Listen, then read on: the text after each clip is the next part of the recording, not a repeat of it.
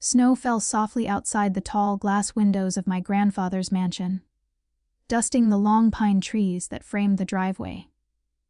The house glowed golden against the blue night, every window lit as if trying to convince the world that warmth lived inside. But warmth had never really lived in our family. It was something we wore, like expensive coats, when we knew people were watching.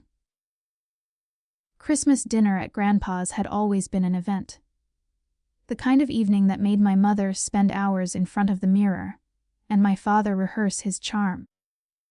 Grandpa's money had always been the silent guest at the table, the one everyone pretended not to notice but secretly adored. I walked in behind my parents, clutching the small gift I'd brought, a framed photograph of Grandpa, and me from the summer I'd helped him paint the garden fence. He had laughed when I spilled paint all over my jeans. That was years ago, before his health started fading, before my parents began visiting only when they needed something. The grand dining room shimmered with candlelight. The long mahogany table was set with fine china and crystal glasses. Every cousin, aunt, and uncle had dressed to impress: red silk dresses, sharp suits, glittering watches.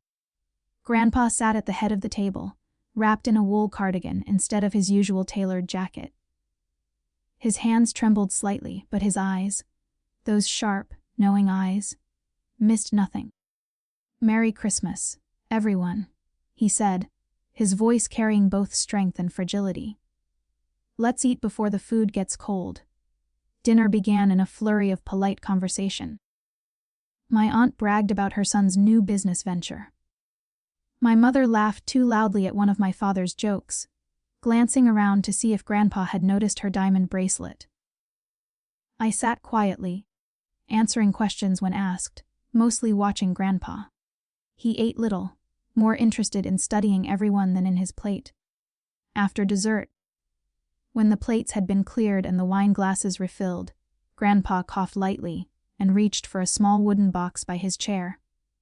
The room stilled. From it, he pulled a stack of envelopes, cream-colored, thick, each one bearing a handwritten name. "I have something for each of you," he said. A small token of my gratitude for this family. Excitement flickered in the air. My mother's eyes widened, my father's grin grew. One by one, Grandpa handed the envelopes down the table.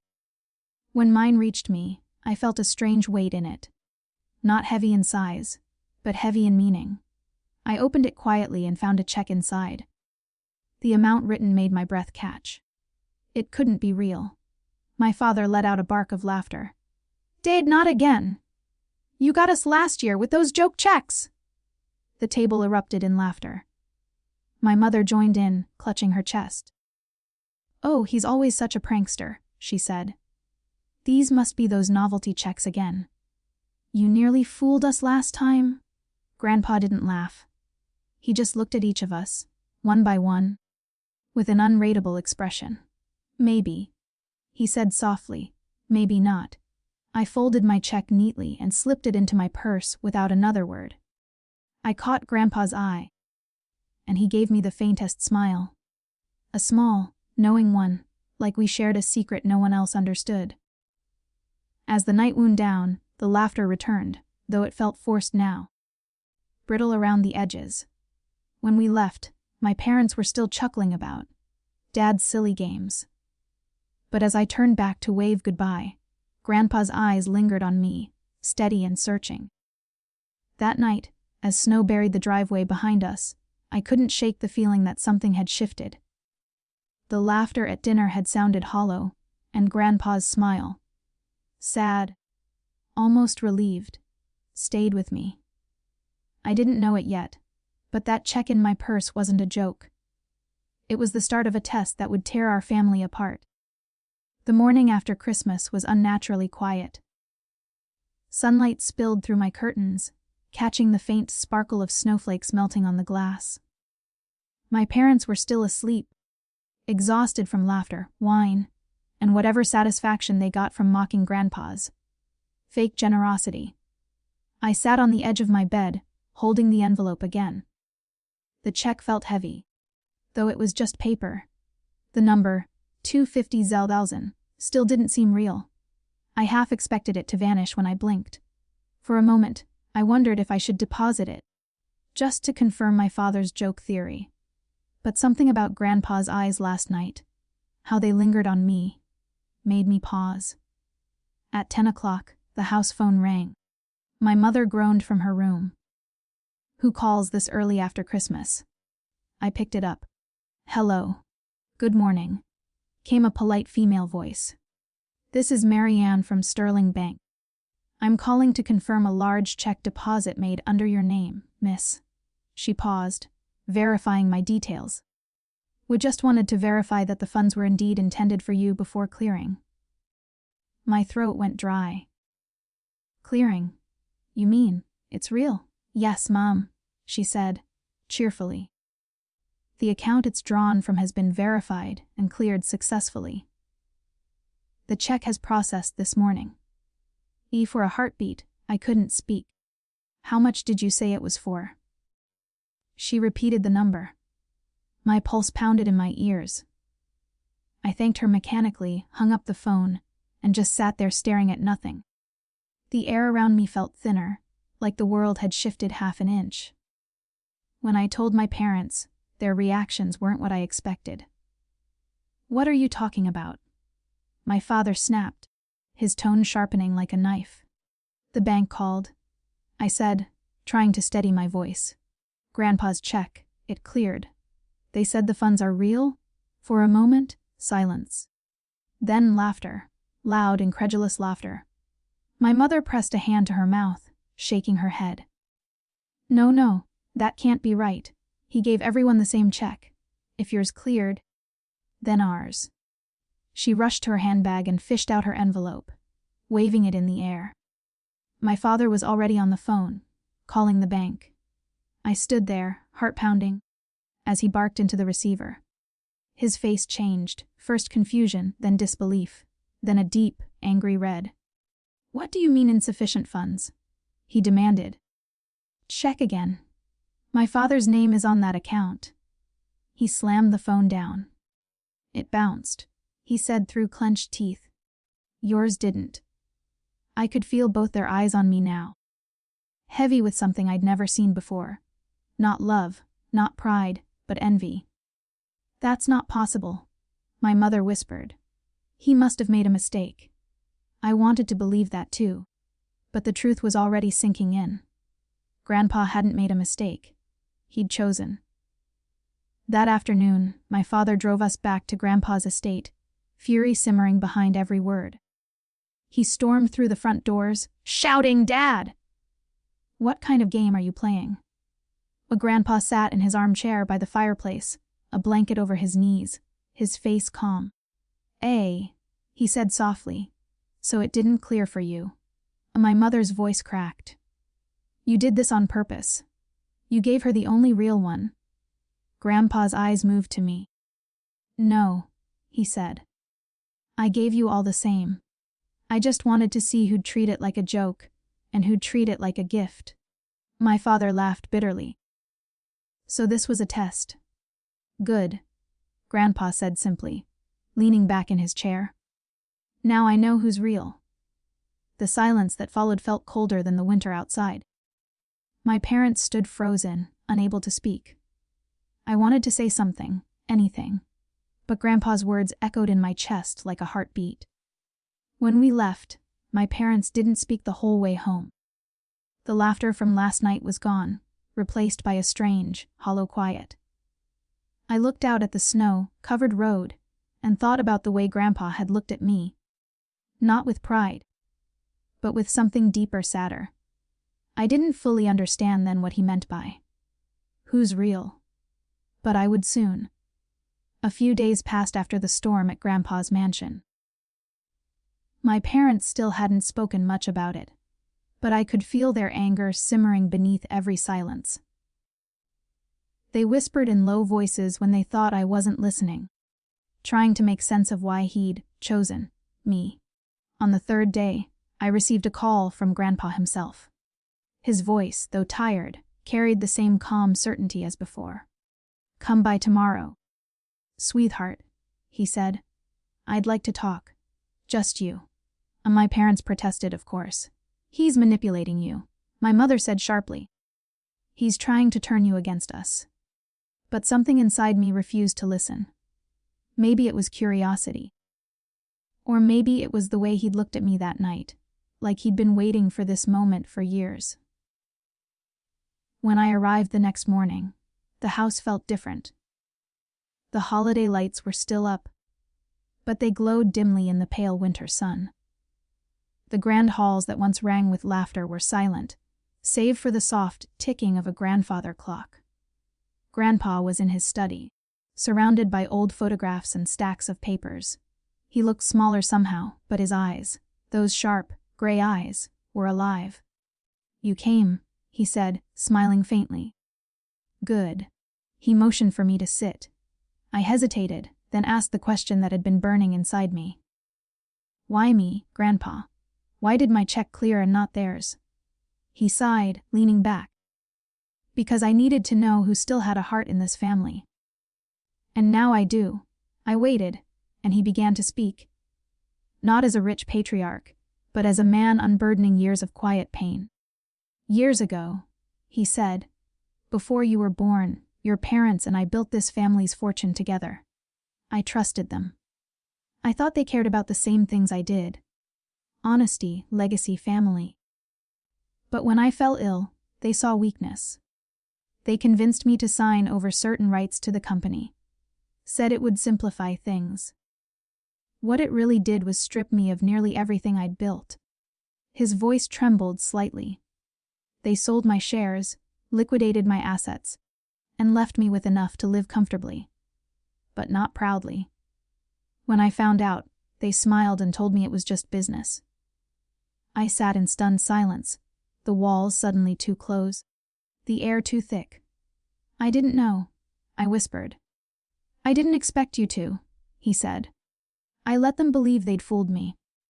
But I rebuilt everything quietly, under different names, with trusted partners. I made more money than they'll ever know. And when I did, I promised myself one thing before I leave this world. I'll see who values love over wealth. He looked at me then, his eyes softening. That's why I gave out those checks. It wasn't about the money. It was about how each of you treated it. Everyone laughed except you. You simply thanked me. I felt tears burn at the back of my eyes. I wasn't trying to prove anything. I thought it was sweet. He smiled, a tired, warm smile. That's exactly why you passed. He reached into a drawer and handed me a folder. Inside were documents, business records, property deeds, and something that looked like a mentorship plan. I don't have much time left, he said softly. And I want to teach you. Not how to make money, anyone can do that, but how to earn it. How to protect what's good, even when the world around you isn't. I nodded, unable to speak. The weight of what he was entrusting me with was overwhelming. Before I left, he said one last thing. Don't hate your parents, no matter what they've done. Hatred is a chain, and I want you free. That night, I drove home with the folder beside me. My parents didn't ask what Grandpa had said, but I could see the suspicion in their eyes. I didn't tell them. Not yet. Because I finally understood that Grandpa wasn't just testing who was real. He was choosing who would carry the truth. Winter turned to spring, and spring to summer, yet something about that Christmas night stayed alive inside me. I visited Grandpa every week after our talk in his study. He taught me more than any school ever could, not about profits or business, but about people. Money, he would say, is a mirror. It shows you who you really are. We went over documents together, discussed investments, and more often than not, just talked. He told stories about my grandmother. How she used to hum while watering the garden. How she always believed love was the only inheritance worth leaving. Meanwhile, my parents grew distant. They stopped visiting Grandpa altogether. My father muttered about old men playing mind games. And my mother pretended not to care. But I often caught her staring at me with a quiet bitterness, like I had stolen something she believed was hers. Then one morning, in early autumn, the call came. Grandpa had passed away peacefully in his sleep. The moment I heard the words, the world seemed to fold in on itself. My chest felt hollow. I drove to his mansion immediately, but the gates were already closed, lawyers and family members arriving in black cars. The smell of pine from the old trees filled the air, sharp and cold. Inside, the family gathered like vultures dressed in grief. My aunts dabbed at dry eyes with embroidered handkerchiefs. My cousins whispered about inheritance and properties. My parents stood apart, their faces pale but expectant. The lawyer, a thin man with silver-rimmed glasses, began reading the will in the drawing room. The fire burned low, crackling softly, as he spoke. To my family, he read, "I leave not my wealth, but the truth of their actions. I have seen your hearts. I have known your laughter and your scorn. And I have learned who among you remembers love." A murmur rippled through the room. My mother shifted uncomfortably, my father's jaw tightened. To my granddaughter, the lawyer continued, glancing up at me, who showed me kindness when all others mocked it. "I leave stewardship of my estate and all holdings, to be used not for personal gain, but to build something meaningful. She will inherit my foundation, my companies, and my trust under one promise that she continues to do what is right, even when no one is watching." The room exploded with outrage. "This is absurd," my father shouted, slamming his hand against the table. "She manipulated him." My mother's voice trembled. "He wasn't in his right mind. You can't let this stand." But the lawyer only shook his head. "Everything was finalized months ago. Your father was of sound mind. His instructions are clear." I sat frozen, tears in my eyes, not from joy, but from the ache of losing him. The wealth, the estate, the power, none of it mattered. The man who'd believed in me was gone. The others stormed out, their anger echoing through the hallways. My parents didn't look at me once. As they left, Grandpa's caretaker handed me a small sealed envelope. Inside was a note written in his neat, fading handwriting. "My dear, the world will always measure worth in numbers. But remember, kindness multiplies faster than money ever will. You've already won. Now build something beautiful." Years passed. I kept my promise. I restored the mansion, turned the grounds into a learning center for children from struggling families, and created scholarships in Grandpa's name. His company's profits funded hospitals and shelters. Every decision I made, I asked myself, would he be proud? Sometimes, my parents would appear at public events, forced smiles plastered on their faces. They never apologized, and I never sought revenge. Because my revenge had already happened, not through anger, but through grace. The sweetest revenge wasn't making them suffer. It was proving that love, sincerity, and patience had more power than greed ever would.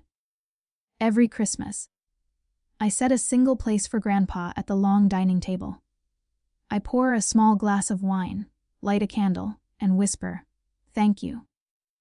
The mansion glows again with laughter. Children's laughter, the kind that's real and pure. And somewhere, I like to think he's watching, smiling that quiet, knowing smile. Because in the end, he was right. He knew who was real. And now, so do I.